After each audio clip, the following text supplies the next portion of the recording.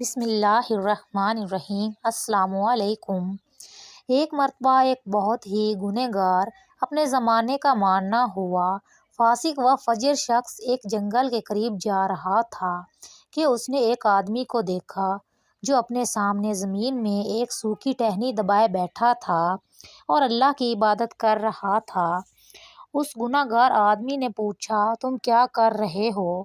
اس نیک اور پرہیزگار بندے نے بتایا، میں سالوں سے دنیا سے دور اس ویرانے میں اللہ کی عبادت کر رہا ہوں۔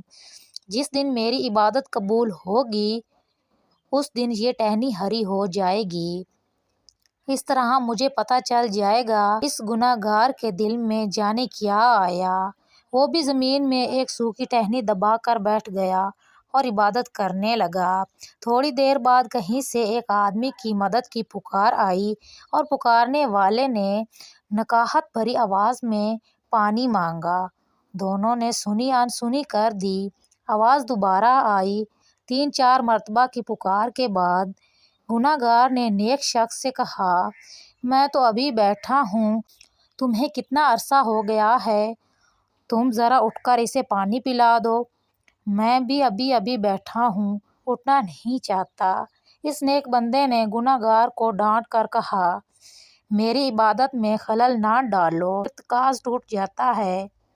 جب مدد کی پکار مسلسل آتی رہی تو گنہگار سے رہا نہ گیا۔ اس نے اپنی جگہ چھوڑی اور پانی پلانے چلا گیا۔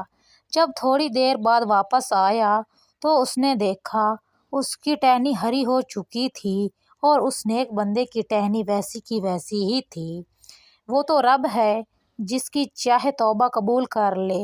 کبھی کبھی برسوں کی ریاست بھی ایک لمحے میں پلٹا دی جاتی ہے اور کبھی ایک ادا ہی قبولیت کا سبب بن جاتی ہے۔